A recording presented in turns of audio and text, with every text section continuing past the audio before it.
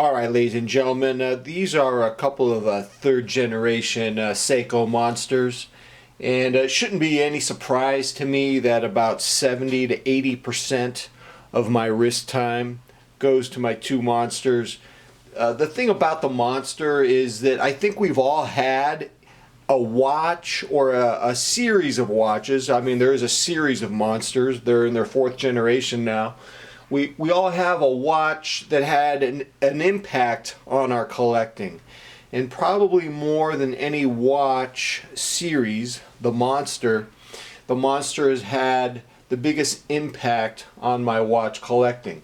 Just to give you guys some context, up between 2005 and 2010, I was wearing TV brand watches that were oversized, 55 millimeters, which are huge. I mean, think of these Monsters are 42.5, and so I was wearing 55ers, and they were tacky, they were low quality. If you wore them in the water, they would rust, even though they were called diver watches. They were just abysmal, and that's what happens when you're a grasshopper watch collector. You know nothing about watches. You waste your money on junk, and somehow or other, I was introduced to the first generation Seiko Monster, which doesn't have a hackable movement. Look very similar to this this Marine Monster, third generation. Very similar to it, except I will tell you, the first generation, the lume markers almost had like a flaming yellow color,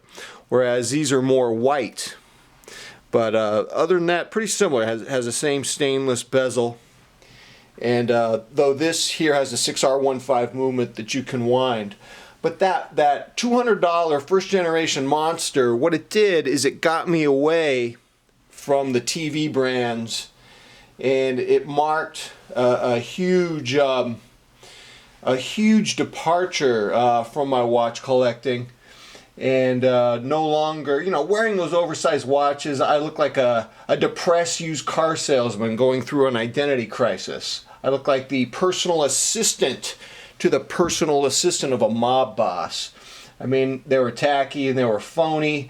And when I got the $200 first generation Seiko Monster, I go, oh wow, this is quality. This is something that's functional. This is a real watch, and it's $200.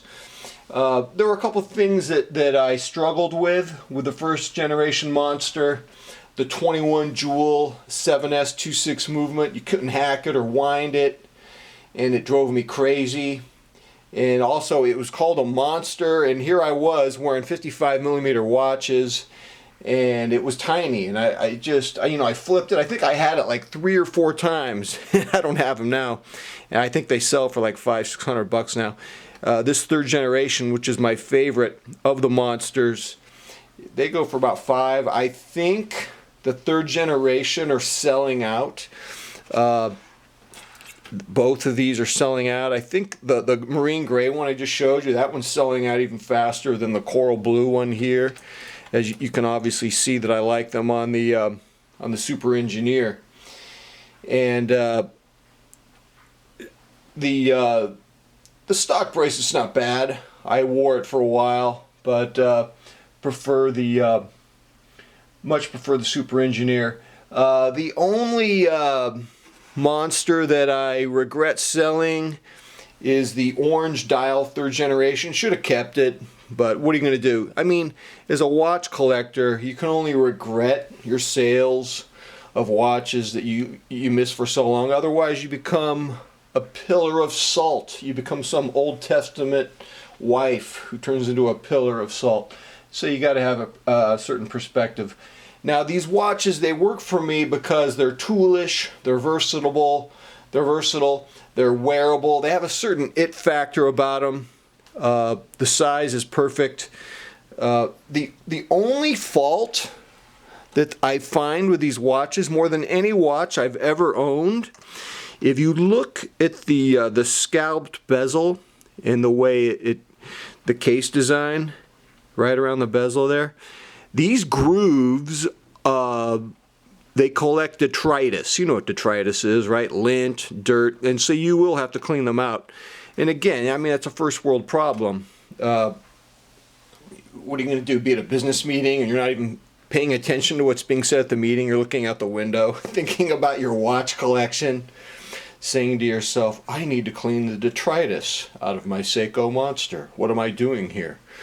Oh yes, we all do that at our meetings, don't we, ladies and gentlemen? So the Seiko Monsters are quite delicious.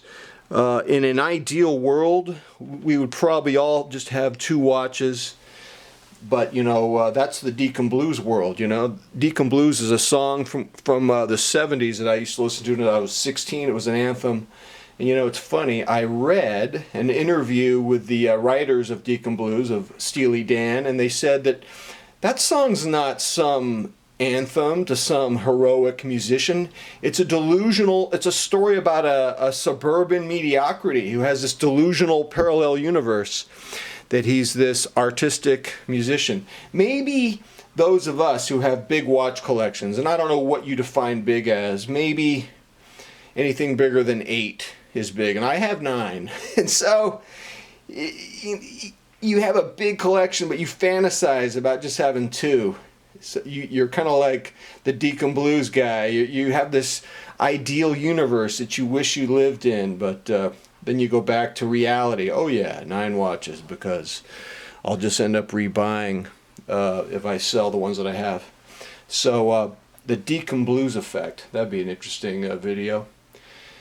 So for those of you who are fans of the Monsters, I do recommend the 3rd generation. I think they're selling out. I know the orange one sold out a long time ago. I shouldn't have sold mine. Should have kept that one. I know the jade green one, you can still get it. Pretty pricey. I think $550, $600. And I think you'll see the ones that are displayed here, but they're starting. I noticed they're getting sold out. I have a feeling they'll be gone in about 2 months. So anyways, here's my question for you.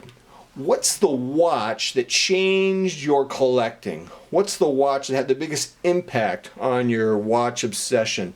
It doesn't have to be a specific watch so much as it could be a series. It could be the Sumo, or the Samurai, or the Turtle, or the ProMaster, or something like that. All right, ladies and gentlemen, until next time, I'm out.